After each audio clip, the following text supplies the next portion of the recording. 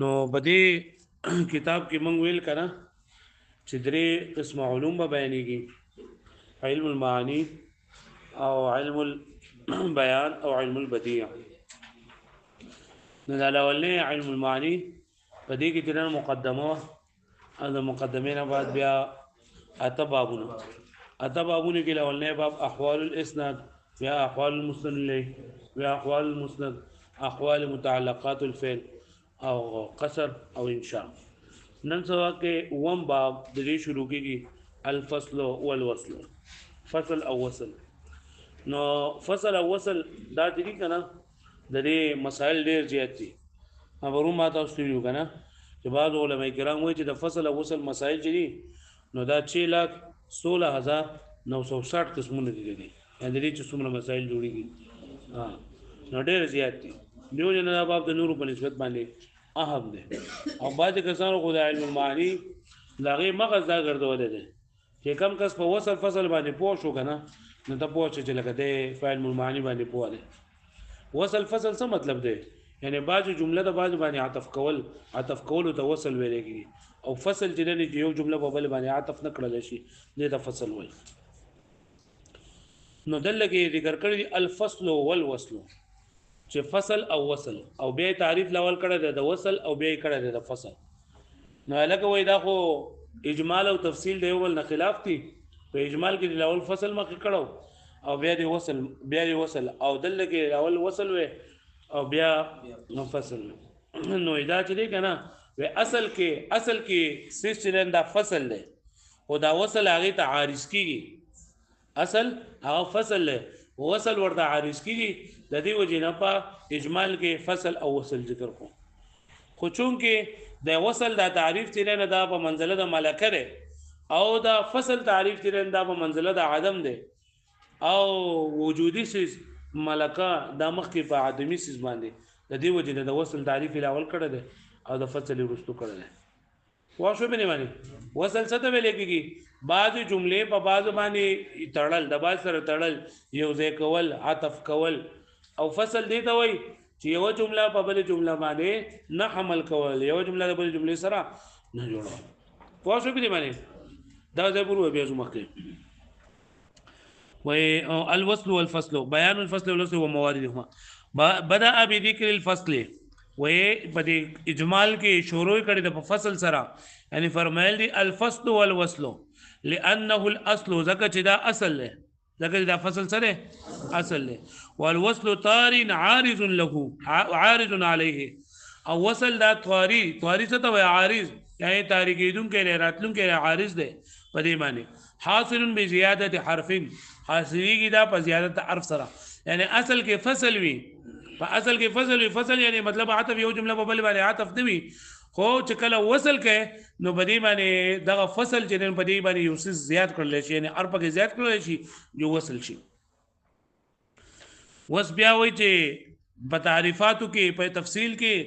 وصل تعریف ولی مخه کړه لري او د فصل تعریف ولی ورستو کړه لري وداغي وجه خي. لكن لما كان الوصل بمنزله الملكه وای چې دا وصل په منزله د ملکه باندې او الفصل بمنزله العدم او فصل په منزله د عدم باندې والاعدام انما تعرف بملكاتها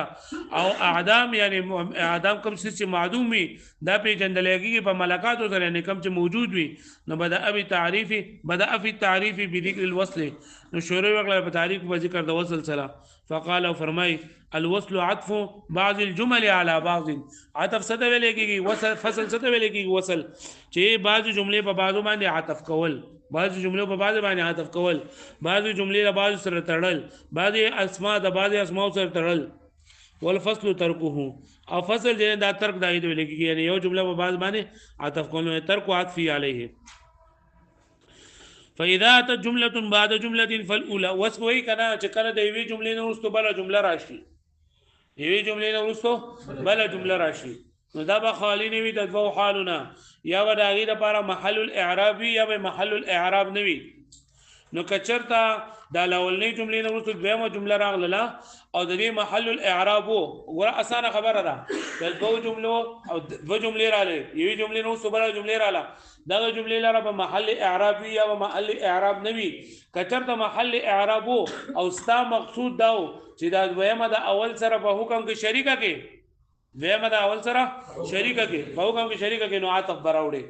او کچت استا مقصود دا چې د دویمه د اول سره په حکم کې نشي کومه نو عطف مراوړه دا چې کله دغه لپاره شوی محل الاعراب وی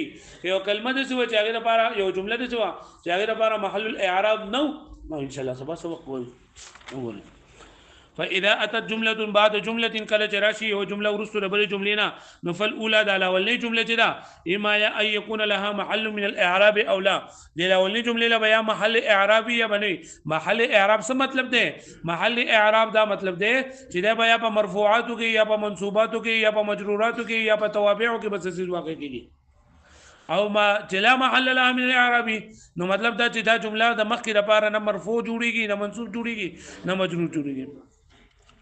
وعلى الأول أي بنبر على تقدير أن يكون للأول محل من الإعراب كشرط على أول جملة سوى تدير بارا محل الإعراب هو نو ان قصد التشريك الثانية لها في حكمه نو كبياستا مقصود داو كشرط مقصود داو چې دویمه جمله د اولنی سره شریک په حکم کې في حكمه بحكم يعني بحكم ده اعراب كم جديده پار ده مثل كونها خبر ومبتدا لك لا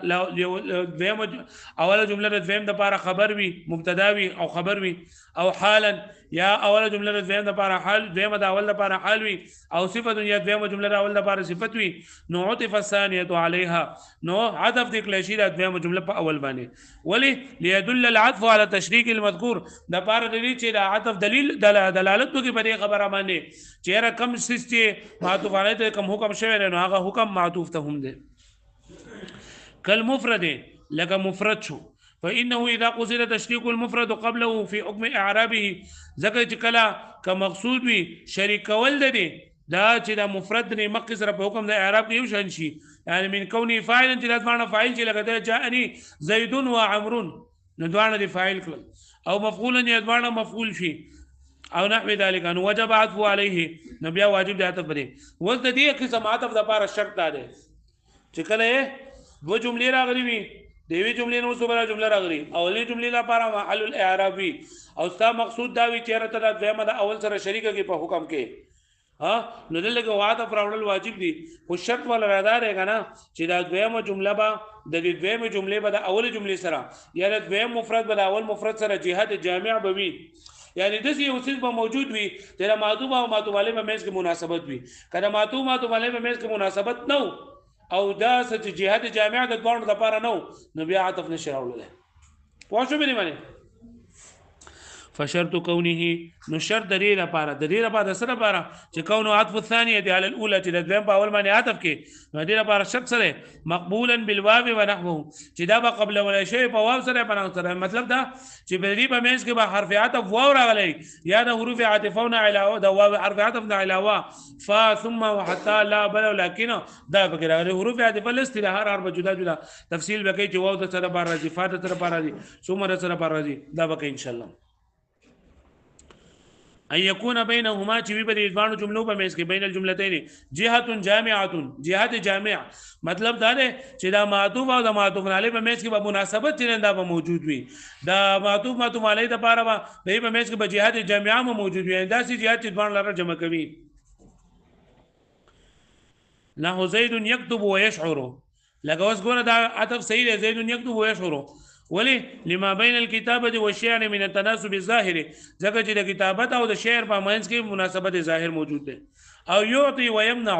یا ته زید يعطي ويمنع زید ورکړه او منع کوي نو بدی کوم چې د جامعه موجود ده لکه ورکړه عطاء او منع عادت باندې دی بل ضد دي لما بين الاعطاء والمنع من التزاد بخلاف زيد يكتب ويمنع وستدشوه زيد يكتب ويمنع دا عطف صحیح نه ځکه د کتابت او د منع کولو د یو بل سره تعلق نشته لري یعنی جهاد جامعي د یو بل سره نشته لري واښو به معنی نو دا عطف صحیح نه او یاد شي ته وې چې زيد يعطي ويشعر نو دا اعطاء او د شعر ویلو د هم یو بل سره تعلق نشته لري د یو بل سره په منځ کې مناسبت د جهاد جامعي نشته لري نو هغه دا عطف صحیح نه وذلك او دا لئلا يكون الجمع بينهما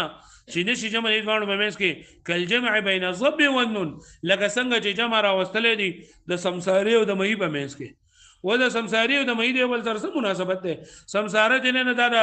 د دغه زناور دی د خشکۍ زناور دی د اوبو نه کرک کیږي او بچ د مهي چې نه د اوبو زناور دی نو څنګه چې د اوبو د سمساري دی بل سره مناسبت نشته ده نو ته سمساره او په یو ځای کې نشي پاتې کول دا سمساره او مهي نشي پاتې کولای نو دغه شان دي چې کله د دوو جملو یا د دوو مفردونو د یو بل سره مناسبت نه نه د بګه عاطف هم نشي راوړل وې دې مصنف چې دا ونحوی دي کړه رندې دې څه مطلب دی مې اراده به ما يدل على التشریک وې اراده کړل شي په دې سره هغه چې کم راځي د تشریک د پاره لکه فاشو او ثم شو حتی یعنی نور دغه چې کم دي حروف عاطفه وحتى وذكره حشو مفسد او ذكر ذي حشو مفسد لهذا لان هذا الحكم خا وزداد دې کنه و چې کله لکه یو جمله محل اعرابي او ته د دوانو په منځ کې مناسبت وي او ته دویمه په اول باندې عطف کې نو دې لپاره صرف واو راوړل شي دا فا او ثم دا نشي راوړل ځکه فا چې کنه دا واو د مطلق جمع لپاره راځي او فا د جمع لپاره هم راځي خو د دین علاوه د نور لپاره هم لکه د ترتیب مع الوصل لپاره راځي تعقیب مع الوصل لپاره او د چې ثم د ترتیب لپاره راځي دا اوس خپل نه دلګي په دې جګونو کې تصرف فا راوړل شي دا واو راوړل شي خو نو که نور ته نشران لأن هذا الحكم ذكر ده شرط له ده حكم ده مختص ته بواسره لأن لكل من الفاء والثم وحتى معنى محصلا غير التشريك والجمعيه ذكر ده نور عاطفه چې کم دي فاء او ثم وحتى دلیل لپاره نور معنی دي چې حذف کړی شوی دي علاوه د تشریک او جمعیت نه فإن تحقق هذا المعنى حسن العطف كلج بقي دغه معنی ومدل شنو پر عطف کې خپلواله پیدا کوي وان لم توجد جهه جامعه اگر چې نه مندل شي پرې کې جهه جامعه بخلاف الواو په خلاف دواونه یعنی دا شرط کم نه کنه چې لکه د دوه جملو په منځ کې په یو بل سره مناسبت پوي نو دا صرف د واو د بار شرط دی نور د بار شرط نه دی ولهذا وې دا خبره مونږ کړه لکنه چې په واو سره عطف راځي نو جهه جامعه ولا پکار دی نو دا شعر لیکل لري چې بری شعر کې دا ابو تمام شعر دی نو بدی باندې عیب لګول شعر چې دا لکه فصیح نه دی بلیغ نه دی ولې ځکه چې لکه جهاد جامعه دی په منځ کې نشته نو لهذا د دې وجنه لانه لابد في الباب چې ضروري په واقع من جهه جامع عيب على ابي تمام عيب لګول شعر په ابو تمام باندې قولوا لا والذي هو عالم ان النوى صبر وان ابا الحسين كريم دې چلو کنه چې لکه یو سړی چې دین نه په خزه باندې مینو سړی په خزه باندې مینو نو لاول ولا کدا لاول چې دوستانی کنه یا دا کوم چې پتا شو کی عزت کړه کپان مونږ کی او هغه لاول کې د خزه سره خبري شروع کی لاول کې نه هغه ورته چې دا بسدا وکمودا بدل اجه کور تراشي جو معاملې بدل دی چې بکور خو یو ځای نه اموري پلاري یو کله پلار دی راته دا کله امور دی راته دا کله کور دی راته دا کله ورور دی راته دا نو بیا خپل خاوند چې ستاسو مسله لکه مين نشته نا ورته چې لا نن د سینه دا والذي هو عالم فاغذت می د قسم چې په دې خبره باندې پوه ده چې ان النواس صبر چې دا دغه چې فراق دا تاریخ ګټه وان ابو الحسين کریم او ابو حسین چې دا کریم دی نو دا ابو حسین او دا تاریخ والي دی بل سره سره هغه پوه شو به معنی نو دا عطف چې دا وې صحیح نه دی ځکه چې د مړو په مېز کې مناسبت نشته نه لا نه دا هغه والذي هو عالم قسم می په اسمانه فاغذت باندې جواب پوه ده چې ان النوا صبر چې دا جداواله فرا نوا چې دا جداواله دو نوا جداواله صبر دا تاریخ بوټه لري وان ابو الحسين كريم ابو الحسين دا خډر سخی سړی دی نو الا مناسبه بین کلمه ابو الحسين ومراره النوا چې د دې په منځ کې د ابو الحسين د سخاوت او دغه د تاریخ بوټي د فراق د فراق د تاریخواله د دې په منځ کې سم مناسبت نشته فهذا العطف غير مقبول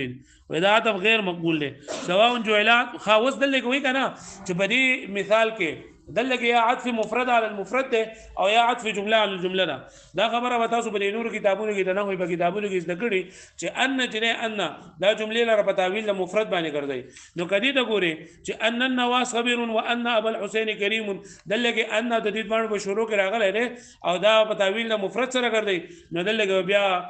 دغه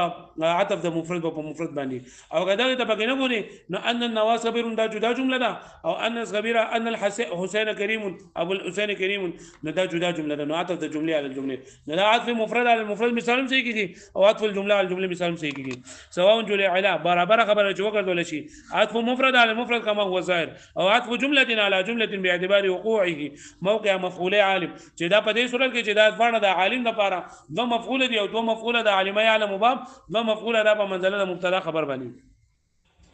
لأن وجود الجامع شرط في صورتين ځکه چې وجود د جامع په دوه صورتونو کې شرط دی